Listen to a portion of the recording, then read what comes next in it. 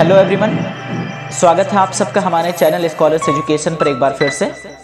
तो जैसा कि जान रहे हैं बाबू कि आपका एग्जामिनेशन बहुत ही करीब है और उसी एग्जामिनेशन की करीबी को देखते हुए आपके लिए एक बेहतर से बेहतर, छोटे से छोटा और इजी से इजी सेंट्रल आइडिया मैंने आपके बीच लाया है आज। जैसा कि कल मैंने डिस्कस किया था माई मदर 66 पर, और आज के इस वीडियो में हम डिस्कस करेंगे थिंग ऑफ ब्यूटी पर। टोटल आपको 3 सेंट्रल आइडिया याद करना होगा और ये मेरा आपसे लाइव यूट्यूब पर चैलेंज रहा कि 4 नंबर का आपके एग्जाम में कहीं नहीं जाएगा। आपके एग्जाम में 3 आएगा, 3 में से 1 करना रहेगा। 5 टोटल आपके सिलेबस में है, आप 3 याद कर लीजिए। कोई सा भी किसी भी एंगल से कितना भी टफ पेपर आपका क्यों ना सेट हो जाए, आपका ये किसी ना कि जैसे 5 है, 5 में से 3 आएगा। अब आपने 5 में से 3 याद किया तो चाहे इधर से करें, 1 2 3 लेंगे तब भी आ जाएगा, 3 2 4 लेंगे तब भी आ जाएगा, 2 3 4 लेंगे तब भी आ जाएगा, 5 4 2 लेंगे तब भी आ जाएगा। एकदम 100% सेफ गेम है, इसमें कुछ नहीं करना है उसमें आपको, ठीक है। चाहे कितना भी टफ रहे और कितना भी इजी रहे बाबू, ये आपका आना ही आना है। तो चलिए बिना टाइम को वेस्ट किए शुरू करते हैं। इसमें बाबू जितना आसान हो सका है उतनी आसान लैंग्वेज, जितना छोटा हो सका उतना छोटा मैंने करने की कोशिश की है। बाकी आप देखें, उम्मीद है कि आपको समझ में आ जाएगा।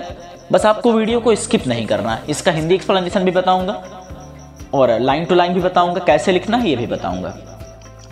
ए थिंग ऑफ ब्यूटी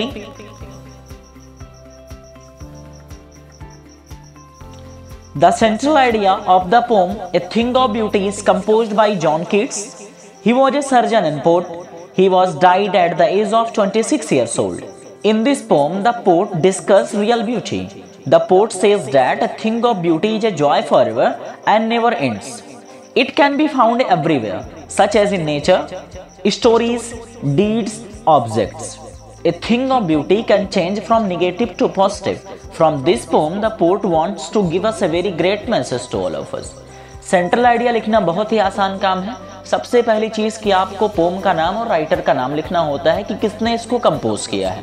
तो जानते हैं कि थिंग ऑफ ब्यूटी को जॉन कीट्स ने लिखा है, जो कि 26 साल की उम्र में उनकी डेथ हो गई थी। वो सर्जन थे, पोर्ट के साथ साथ तो सर्जन भी थे, लेकिन बाद में उनको अपनी जो है मेडिकल लाइन अच्छी ना लगी, इसलिए इन्होंने पोट्री करना शुरू कर दिया और ये 26 साल पर इनका डेथ हो गया था। और बेसिकली रोमांटिक पोम लिखते थे। तो the central idea of the poem thing of beauty is composed by John Keats, यानी जो थिंग ऑफ ब्यूटी जो सेंट्रल आइडिया है उसको लिखा है जॉन कीट्स ने। He was a surgeon and poet, यानी वो सर्जन थे और पोर्ट थे। He was died at the age of 26 years old, और जब उनकी उम्र महज 26 वर्ष थी तभी उनका इंतकाल हो गया था, डेथ हो गया था। In this poem the port discuss real beauty, इस कविता में कवि ने वास्तविक सुंदरता को डिस्कस किया है। The port says that thing of beauty is a joy forever, और कवि ने कहा है कि जो कोई सुंदर जो यानी किसी वस्तु की जो सुंदरता होती है वो हमेशा आपको आनंद देती है, एंड नेवर एंड्स, और कभी खत्म नहीं होती। मतलब अगर कोई चीज आपको सुंदर लगा तो हमेशा से आपको सुंदरता देगी, उसकी सुंदरता या उसकी खूबसूरती कभी खत्म नहीं होगी। अब खूबसूरती किन जगहों में पाई जाती है? तो बाबू जब खूबसूरती की बात आती है तो अक्सर हमारे दिमाग में आ जाता है किसी का चेहरा। पोर्ट के कहने का मतलब यह है कि जो चेहरा, यानी हम चेहरे के बेस पर जो किसी को अच्छा या बुरा कहते हैं, तो वास्तव में चेहरे में खूबसूरती नहीं होती किसी के। हाँ, एक इंसान वो खूबसूरत है जो अपने स्वभाव में अच्छा हो, जो अपने कर्मों में अच्छा हो, जो अपने व्यवहार में अच्छा हो, ठीक है। शकल से खूबसूरत होना ही जरूरी नहीं है।